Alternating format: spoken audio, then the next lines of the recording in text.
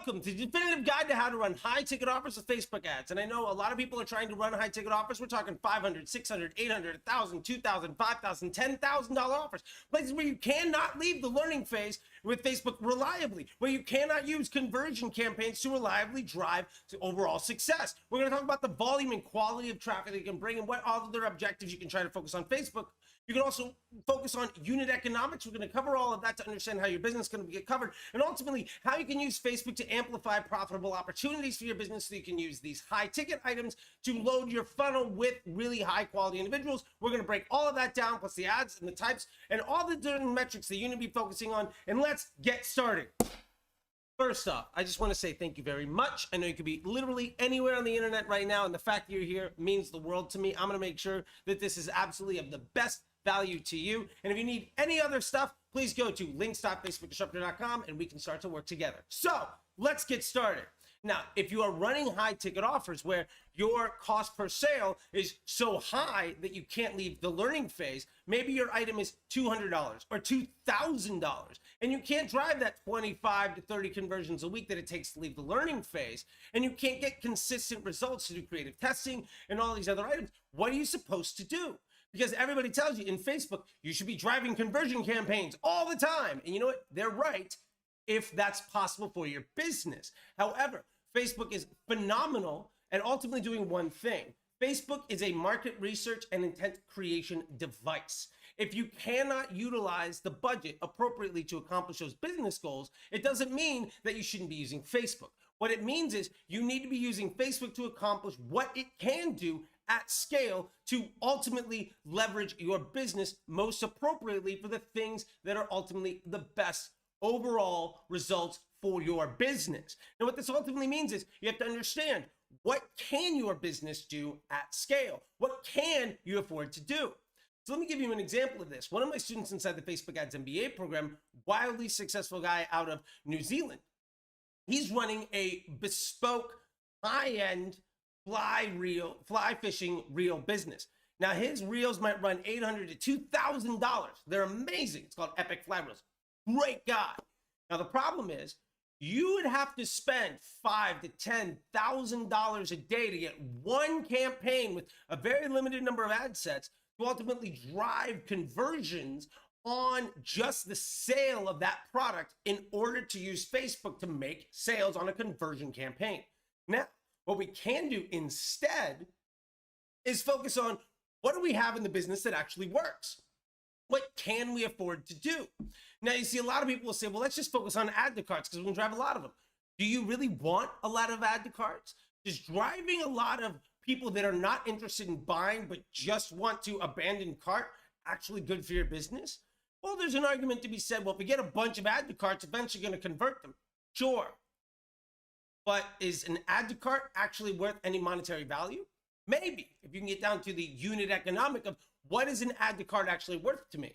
Is an add to cart worth $1? Is an add to cart worth $5? Well, if you can make that work, that's great. The problem is once you start to optimize Facebook campaigns to running to just add to carts, I'm going to guarantee you're going to get a much higher volume of add to carts, and the unit value, the unit economic of each one of those conversion events is going to drop dramatically.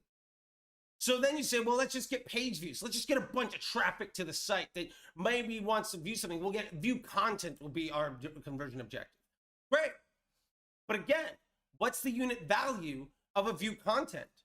Now you could say, well, if I get X amount of view contents a month and I make X amount of money a month from everybody that comes to my site, I know that a view content is worth $1 or 50 cents, right? Whatever it happens to be. Now the problem is, again, just like add to carts, if you are focusing on just view content, you are focusing on driving a high volume of users that don't have a direct monetary value. And something, well, you could say, well, I'm going to use that to drive up the volume of my retargeting audience. Sure. Is retargeting actually a good idea for you? Again, if it's super high ticket, I'd argue the answer is no. Generally speaking, retargeting is a bad idea on Facebook because Facebook is absolutely best at curating customer journeys. So if you're just trying to get a whole bunch of people who aren't really legitimately interested in coming to your store in the hopes of trying to then force your advertising on a selection of folks who don't care, to try to then cherry pick just the folks that actually do care, and hopefully for that to even work, you have to get your costs from $500, $1,000 to make a sale, down to $20 or $30 in that retargeting audience, just so you can spend enough money to get it out of the learning phase. Is that realistic? No. So even if that were to work, even if you were able to use Facebook in a way that it's not designed to be used, because it's not an intent or demand-based platform, it's not email, it's not search. Even if you were able to make that work, the unit economics for you to be able to actually run that campaign at a way that would allow you to monetize that attention reliably and at a profit is extraordinarily unlikely. You would need a 5, 10, 20, 50x efficiency improvement just to be able to run that at scale. And while you're doing that, you're also providing so many experiences to folks that don't want to see your advertising, that your CPMs and your advertiser score are going to be very negatively affected. As your advertiser score comes down because you're forcing your ads on the people that don't give a shit about you, your CPMs are going to rise because you are a bigger liability to Facebook's business model. You present yourself as somebody that is not algorithmically aligned with Facebook, and disrespecting their user base is bad for business. So ultimately, we have to figure out, what can you do? What works in your business for you to actually make money? Where is your business currently successful? Because ultimately, Facebook is a business model amplification and market research device. So now we have to really look at what works for you. Now, to go back to the fishing rod business, they know that basically everybody that opens an email is worth about $2. That's great. So now we have a question of, well, how do they run their business? The majority of their business is done through email and customer service because it's super high ticket.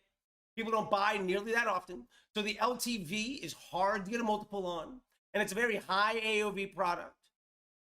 But we know that if we make a connection with that customer over time, and you see this exact same thing also happening in coaching businesses. We did the exact same thing working for cars and homes. Really what you're trying to do is generate trust so that personal relationship allows for a high ticket purchase. Now, with that being said, what do we do? Well, in this case, he knew the inflection point for his business was, if I get an email, if I get somebody to open an email, it's worth about $2. Now, maybe that doesn't mean that everybody that opens an email buys. That's fine. But every time he sends an email, which is maybe twice a week, when somebody opens it, the unit rate of that value to my business is worth $2.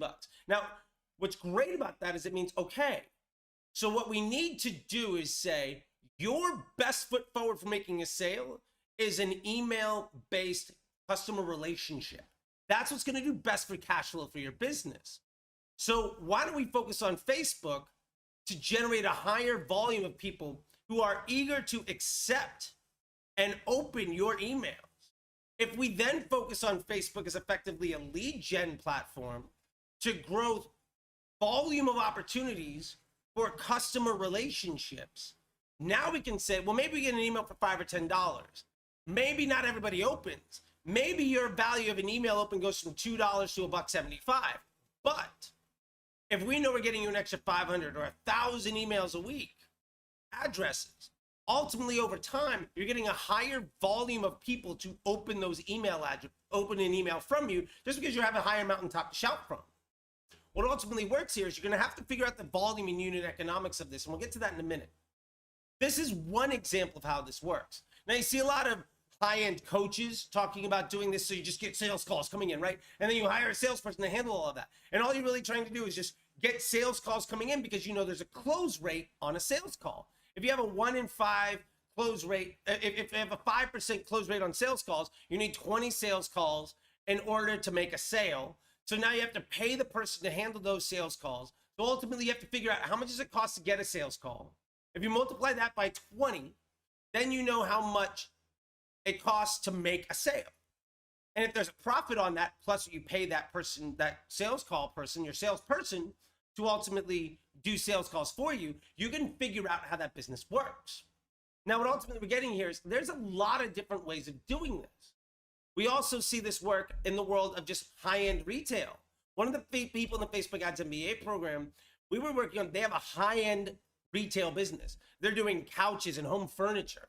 where they might be $500 to $1,000 to $2,000, $5,000. Now they know the majority of their sales comes from folks that are coming into the store.